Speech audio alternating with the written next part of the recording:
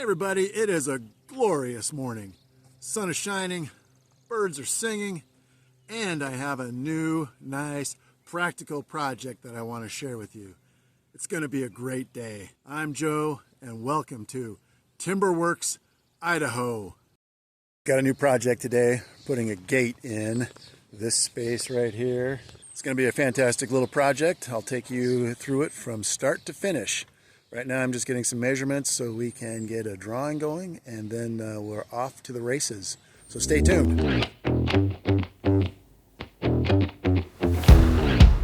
For the drawing, I'm going to start with a picture of the opening and build these posts first. Moving into the CAD, we can see that the opening between the posts is 17 feet 4 inches. Now the client has asked the gates be no longer than 96 inches and the same width as the current fence rails, which is 40 inches. This will leave us a middle gap of 2.5 inches and then 6 3/4 on either side. That must be taken up by the hinge. This isn't such a big deal because we want this hinge to have a little extra room so that the gates can swing back more than 90 degrees. So by creating the hinge close to the gate and then extending out from the post, I can accomplish that task. The client has asked for a latch on the front and cane bolts to hold up the gate while it is closed. The next step is to create a materials list and then head to the store.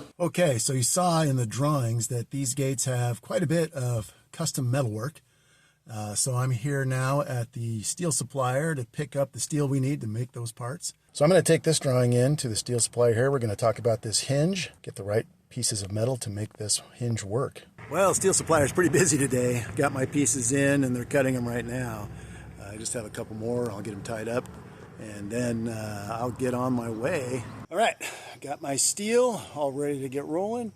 While the gates are at a different location, I'm going to be building the metal parts here in the metal shop. So let's get it unloaded and get going.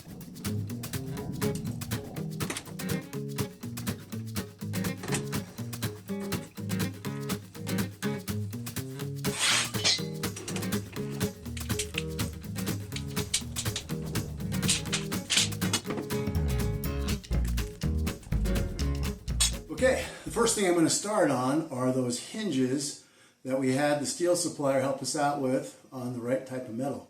This drawing that I created, we have a number of smaller pieces that are the top and bottom of the hinge, and then the middle of it is for the part that hooks to the post.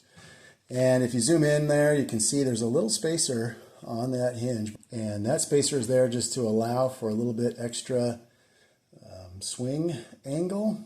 But you'll notice that each one of those is about 1 inch. So instead of making 12 1-inch pieces and having to weld all those together individually, I'm going to weld the whole thing to start with and then cut it up into 1-inch pieces.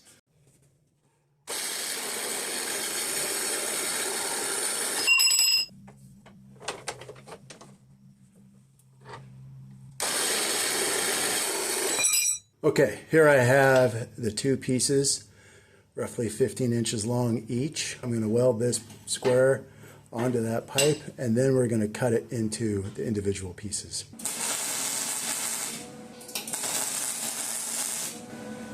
Okay, as you can see, that's right down the length of that pipe. All of it's going to be in the same orientation. Now what I'm going to do is mark this out so that I can put some weld on each piece. So when I cut them out, they'll all be attached.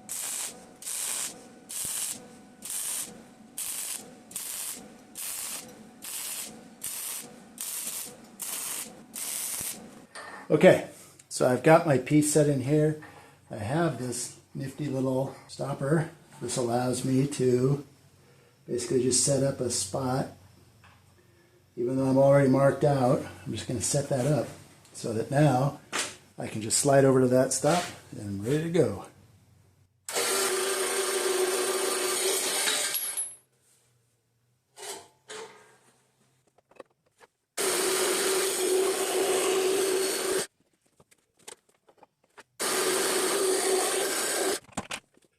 You can see here on the table We got all our parts made now. They've all been cooled off. Now if we go back to our drawing, we have to make the piece in the middle, which is 3.5 inches. So back to the saw.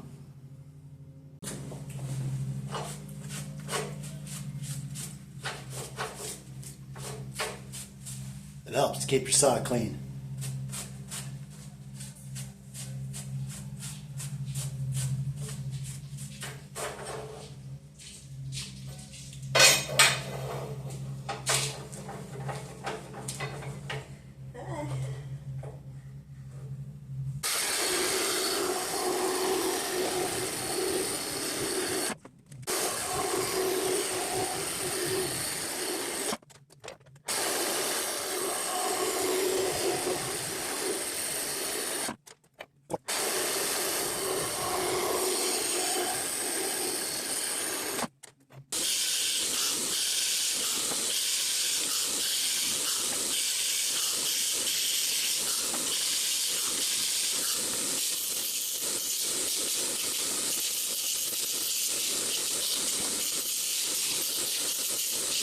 Right, I got a bunch of parts cut now, and I'm going to start laying out the hinges and where they need to go.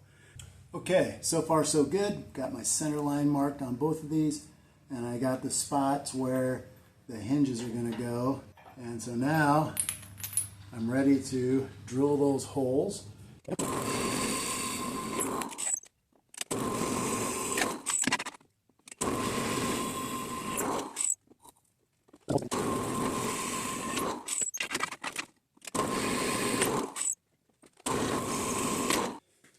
I might add that it pays off to invest in good drill bits.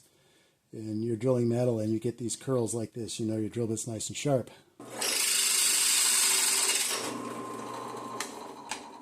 So here we have a situation that I just got done saying you shouldn't do, which is we have a dull drill bit. So I'm going to take care of this and then we'll get back on it. Okay, so yesterday we had a pretty big failure with that 3/8 inch drill bit. So today, let's see if I can get this focused.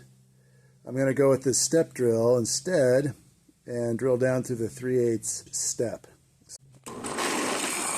Oh yeah, so much better.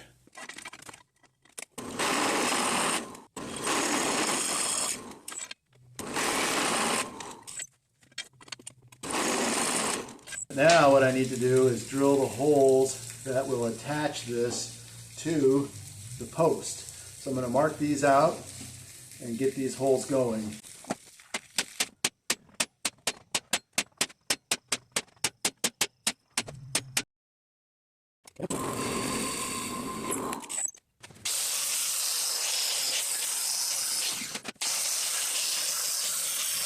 Okay, I've got this set up to kind of show you what I'm doing here.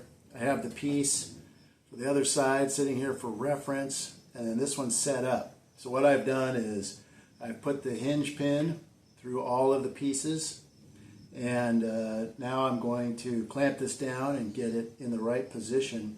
So then I can weld through the back into these hinge pieces here, keep everything square and straight, and then come back and weld on the fronts. You can see here I've got all of the hinge parts and they are lined up, and I've got my clamps on the back here. So what I'm going to do now is just come in and hit all of these holes with some weld, and that way it'll hold everything in the right place, and then I can weld it from the other side. So watch your eyes.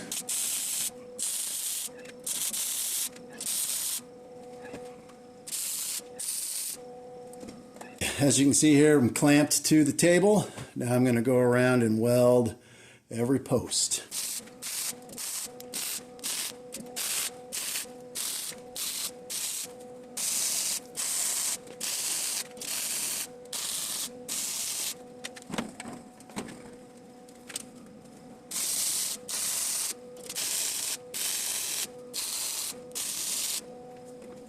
Now I'm going to start laying out the other side of the hinge.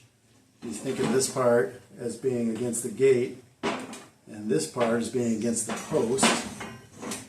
and they need to be offset by one of these guys. So these are going to get welded onto here, that'll get welded onto there, and that will provide this wide space hinge that will accommodate this gate.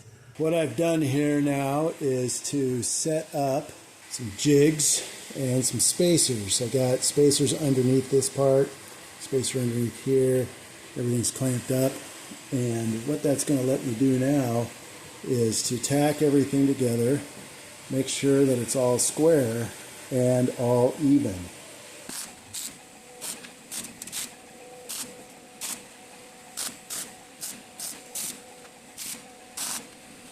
Okay, got some good tacks in there.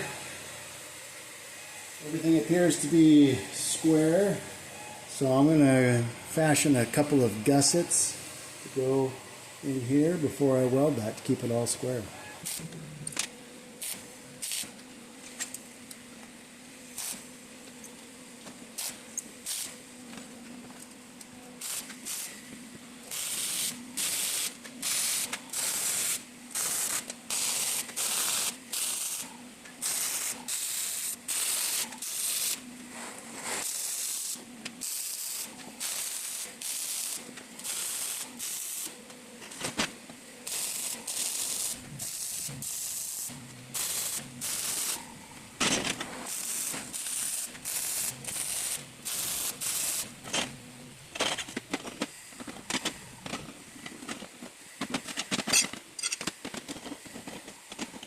Okay, there we go. 2 sets of industrial hinges ready to put on the gate. Next thing we're going to work on is the latch. All right, everybody. Hinges turned out great. Next on the drawing is the front latch. So we have some pieces that we need to make for that. Okay, according to the drawing, we're going to need a latch. So we got 2 base plates. These are going to go on either side of the gate opening. They're going to be these 2 pieces of angle that are going to receive this heavy-duty latch bar. Now, if you take a look, I have trimmed off one side of this angle so that it basically will allow this latch bar to fit in nicely with a little wiggle room. I want a little wiggle room in there. I'm going to get started making this stuff. Got some holes to drill and pieces to weld, so let's get into it.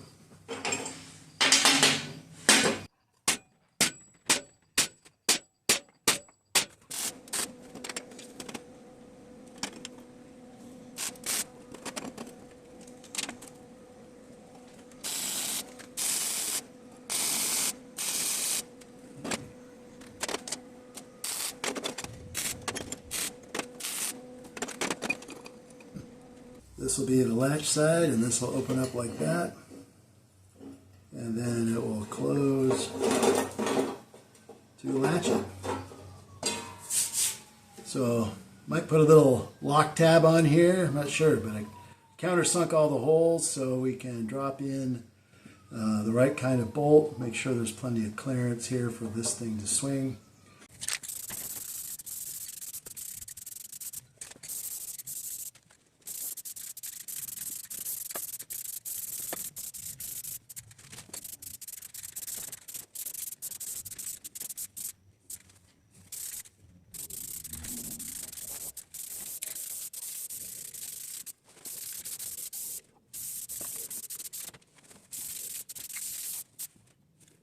What I'm doing here now is cutting all my boards to length. Now I want these gate boards to be 96 inches on the dot. So I'm checking each and every one of them to make sure that I have a little extra so I can square off one end, measure the 96 on the other end, and then square off on that end. That way each board will be exactly 96 inches. Luckily, these boards are about 96 and a half, 96 and 5/8. So I have enough to trim off each end and still have exactly an 8-foot board. But right now, first I'm just checking to see that I have that extra length before I cut it, and then I'm going to trim off and make them square. You know, as they say, measure twice, cut once.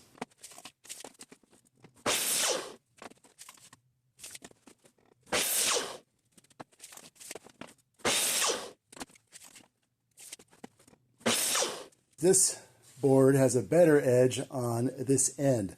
I still want to square it up, but I'm only going to take such a small piece off to square it up. The other end had a little bit of a knot in it, so I'm going to leave as much as possible on that end to cut off that knot. I'll show you when I get there.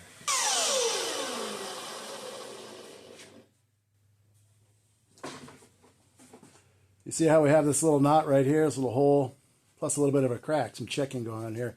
I can handle that, but I don't want to have that to show on the gate.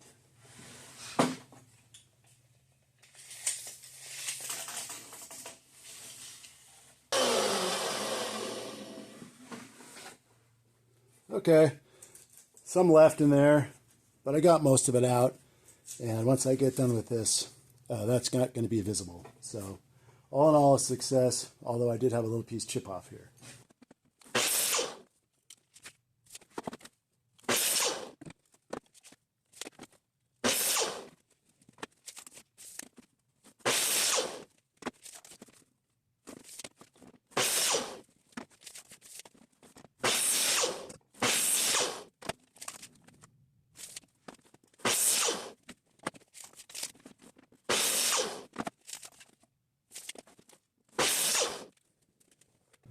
All right, I got all my boards cut to the right length.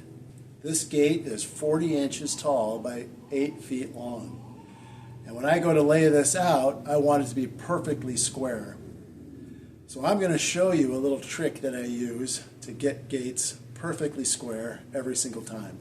There's going to be a lot of layout on this while I get the diagonal set. I'm going to be taking boards on and off, and I don't want to have to stretch my tape diagonally every single time to make sure my boards are square. So I'm going to set up now for a nice little trick that I want to show you on how to get square gates every single time. All right, to lay out these gates and make sure that they're 100% square, I'm going to use this piece of OSB. Now my gates are 40 inches by 96 inches like I mentioned before, and this piece of OSB is 48 by 96. So what I'm going to do is lay out a couple of blocks on this side 4 inches, a couple of blocks on that side 4 inches, and then I can place my boards in here, move them around, take them out, put them back in, get everything lined up so that as I'm building this gate, everything stays square. I don't have to keep going back and forth cross measuring. Here's how this will work. A sheet of OSB is square because the sides are parallel and the diagonal measurements are equal. We can use this to our advantage when laying out a gate, or 2 or 3. I'm going to set up stops on this sheet of OSB which represent the size of the gate. The stops will allow me to place my gate boards onto the jig for marking and assembly, ensuring that they are always in the right place and are square. As long as you've laid out your stops correctly, this jig will make it possible to build square gates without constantly measuring and fiddling with the alignment. This method is helpful when building one gate, but really shines when you have to build more than one, as I am doing on this project. A sheet of OSB is around $10. Well worth the investment to have gates that look nice and make you look good. Okay, I think you can see what I'm trying to accomplish here. Laying out the gate, always parallel, always square. Let's check it though.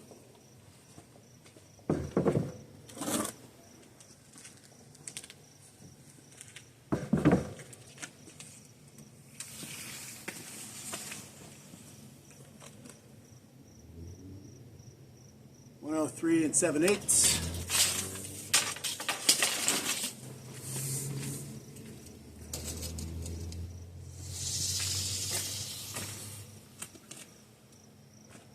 (103 7/8). As long as I put these boards right back in this same jig, this gate will always be square.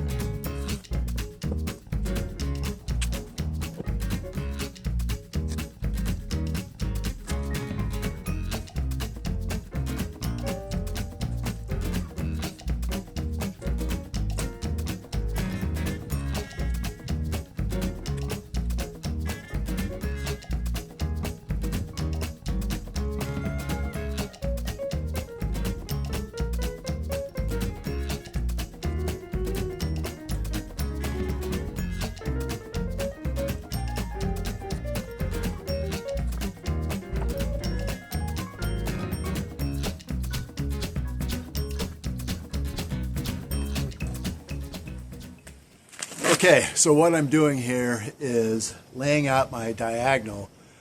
In the plan that I've drawn, this diagonal is half lapped under the vertical. So I've been marking it out. I'm going to take this board and we're going to set up to half lap it.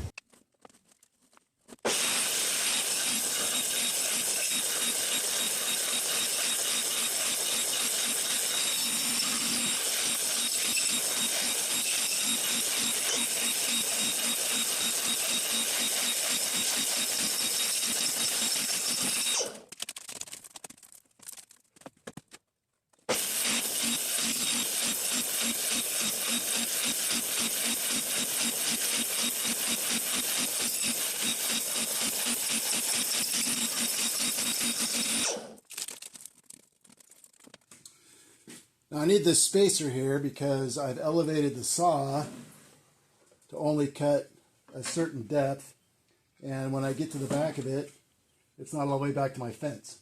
So by having this in here, I allow a little bit of room for the saw to travel the full length.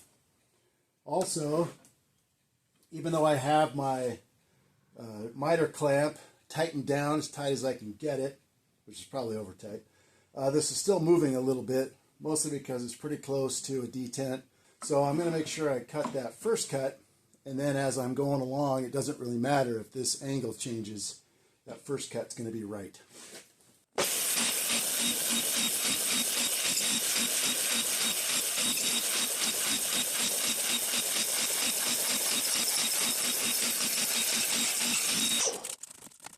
There are many ways to set up for a half lap. I could have used a dado blade on the table saw, could have used a router, but one thing I like about this saw is that it has this little depth screw right here. Get the sawdust out. This depth screw right here allows me to very incrementally change how deep the saw will go, and that way I can get it exactly halfway through. I can do that with the other methods, router and the table saw as well. It's just that this one was a little faster setup, maybe a few more cuts, but overall I'm pretty pleased with the result, and I didn't have to fuss with it too much.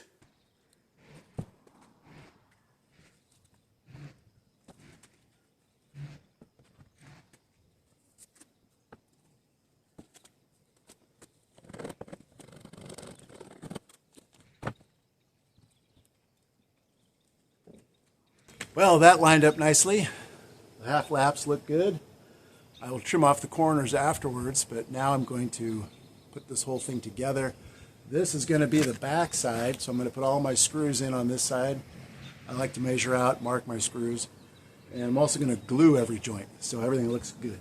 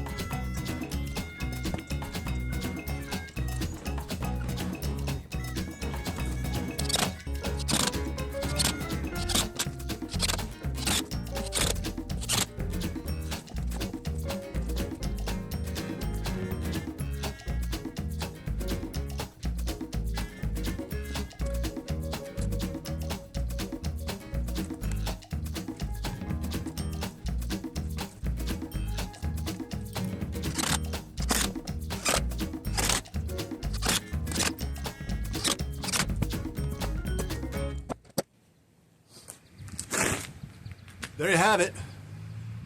Gate all assembled, ready to go. I'm going to let this glue dry, and then I'm going to come back and trim off these corners. Now, a lot of guys are going to say, hey, why'd you put all that glue in there? Is that really necessary? Do I need to put glue in there? I put glue in there because all my work is warranty. That means if it fails, I'm going to come back and fix it for you. I don't want to do that. I want to move on to another project, not come back and redo old projects. So I'm going to do it a little overboard to begin with and make sure it lasts a lifetime. You know, I often tell people I try to build stuff to last 100 years. I'm not going to live that long, but I want it to last 100 years. And so I put in the extra to make sure it does. You know, I always go by a statement that my grandfather used to say, which was, overkill is underrated. So I try to overkill everything, make sure it's going to last. And I hope you can appreciate that as well. Gate number 2, ready to go. You can see here, it's all put together. Still have to trim off the little tails here, but that will happen after the glue is dry. And then we're ready for some paint. But right now, I'm going to run over to the hardware store, get a few carriage bolts to put in these corners, and then these will be ready to start painting and putting together. Pretty exciting.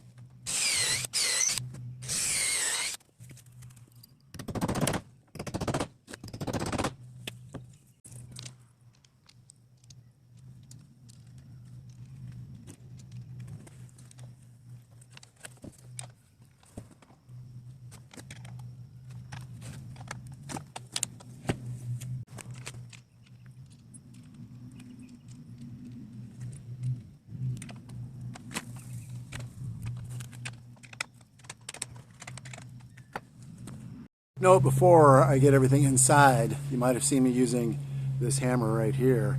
It is an S-twing, and it is probably 75 or 80 years old.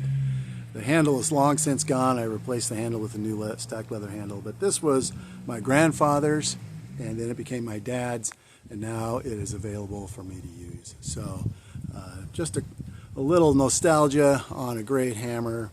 Lots of really good hammers on the market today, but still can't get away from one like this. All right, we got 2 gates done, ready to go. Just in time too. It's starting to rain here, and I want to be able to paint these guys, so I'm going to get them out of the rain. As far as that cross bracing, you know, there are many videos on YouTube talking about how to place the cross bracing, whether it should go on the outside corner or under corner. Let's go over briefly why we have the brace start in this corner and run down to there. Let's start with a simple gate frame. A gate is considered square when both diagonal measurements are equal. The constant impact of gravity will eventually cause the unsupported end of the gate to sag. This will change the diagonal measurements. One will become shorter as the corners get closer together. Conversely, the other will become longer as the corners get farther apart. When using a rigid brace, place it as shown here. This will stop the diagonal from becoming shorter and will prevent the corners from getting closer together. A rigid brace pushes against gravity. When using a flexible brace, place it as shown here. This will stop the diagonal from getting longer and prevent the corners from getting farther apart. Flexible brace pulls against gravity. So neither one is inherently better. It's all about how you use them.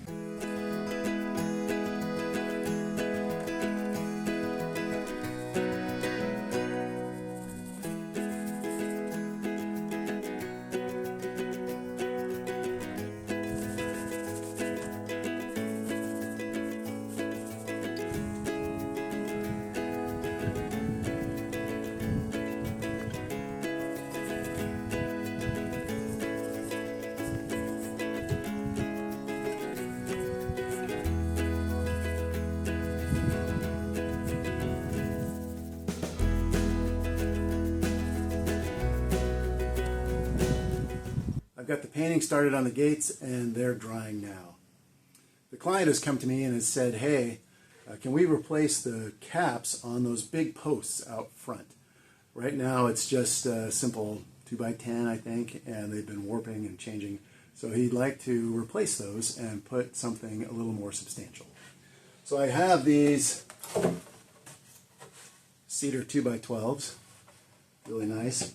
I'm going to cut these up and to make a more substantial post cap. So let me get started on that. To make these post caps, I've cut these pieces of cedar, and you can see here they're nice and thick, pretty straight. So what I'm going to do now is I'm going to glue two of them together with the grain going opposite. So this one's going to be going this way, this one's going to be going this way, glue it together, and then I'm going to clamp it. And that way, this thing should stay nice and stable even through all the weather.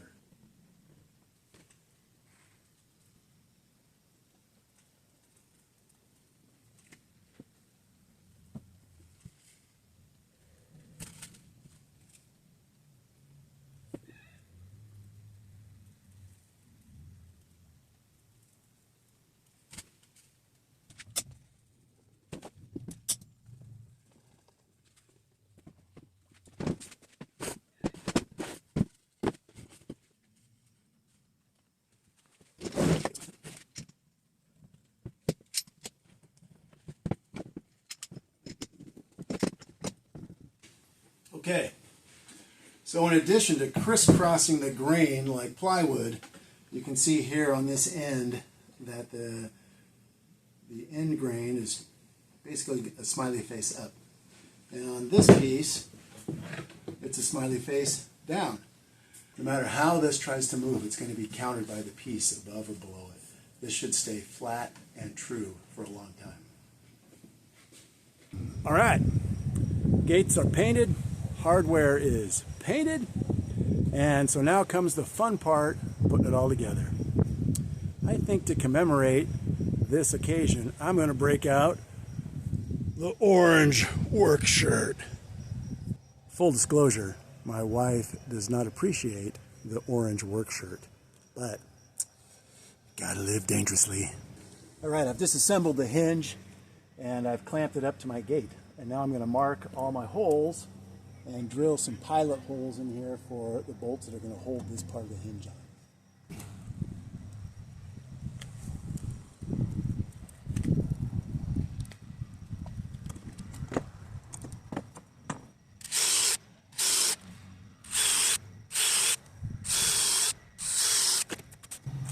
All right, I'm going to put a little silicone on the back of this just to seal it off.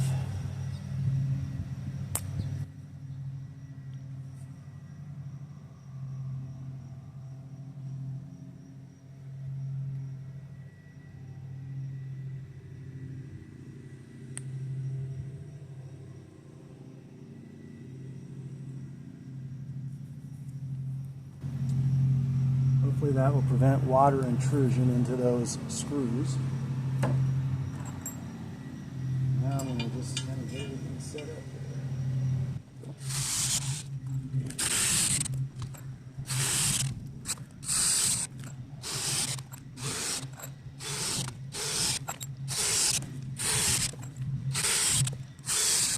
All right, ready for the next one.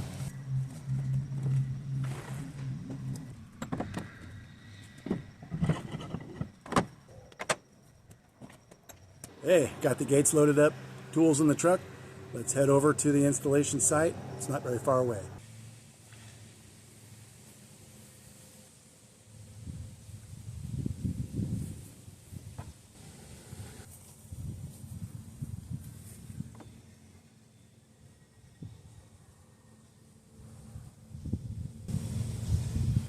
I have to use some shims.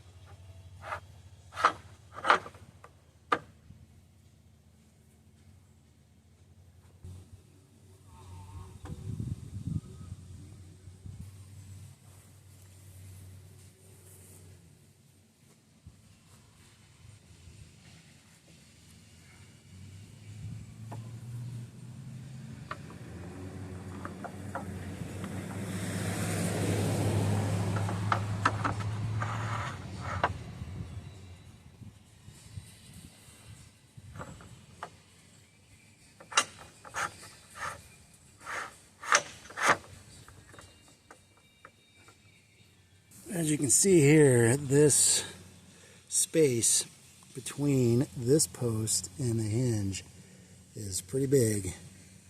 So I'm going to have to figure out how to shim that up. All right, here's the situation. This post here is not plumb. I thought I could shim up that hinge, but it's too big of a shim. It's about 1 inch. So I've taken out the fence boards and I've put my strap on there to try and pull it back to plumb. You can see the fence boards are down there. So now I'm going to put together some cables and tighten this bad boy up. What's really making this difficult is this thorny rose bush here. But I'm going to try and minimize my time spent down here because I already put my cable on my eye bolt or eye screw. And now I'm just twisting it in to get it all to be tight and ready to go. I managed to get that eye bolt in down there. Got the cable up to the turnbuckle. Now this is not my first rodeo building fences. And you've noticed here I've welded all of the eyes because I've actually had eyes separate with the tension. And so everything's welded, not going to come apart. And now, if you look, no gap. So I'm going to get these rest of these hinge screws in here and then put the latch on. And like I said, orange work shirt day, so it's all good.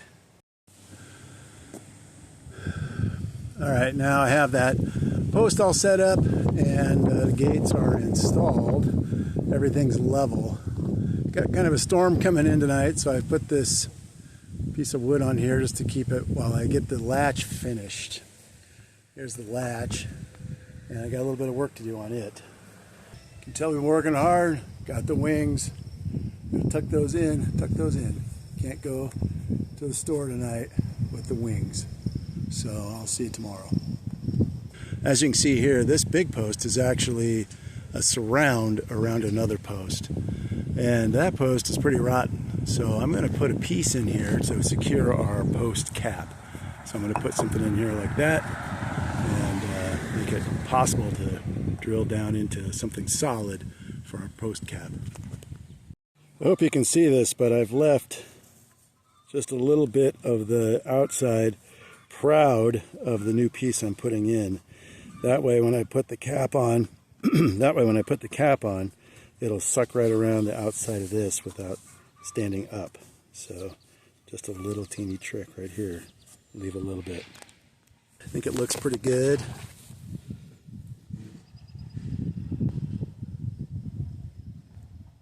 Now I got those post caps on and fence rail repaired. Time to move on to the next piece here, which is to build and install the cane bolts. Cane bolts are going to go right on the gate right here, and they will rest on this concrete block. First I got to sink that concrete block into the ground a little bit so I can get an accurate measurement. Then I'm going to head back to the metal shop and create those cane bolts. Alright, got that concrete pad in there, and it's right on the bubble. Now there's a pocket that's had a tape measure hanging on it a few times. Either means I'm a contractor or I need a new pair of pants. Alright, here I have the drawing for the cane bolts. The most important dimension I have here is this 5-inch dimension, which manages the travel of that tab through the handle. That tab is necessary to support the gate when the cane bolt is down. 2 cane bolts, just like the drawing. I'm going to get these painted up, and then I'm going to get them installed. All right, finally wrapping up this project here. Got the cane bolts on. I'm going to show you how they work. The way this cane bolt works, if I can get a video here, when you twist this, there's this foot down here, and that's what's holding the gate up. And then you just flip this up, lay it on top.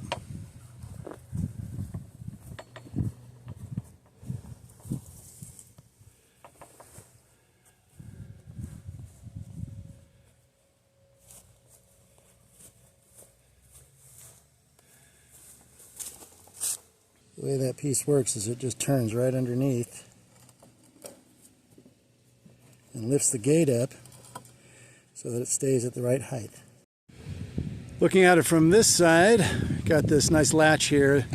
If you take a look at this latch, it is a 3/4 inch piece of steel. I want it to lock together without a lot of slop, and that's what we're able to do. Make sure I'm not going to get run over here.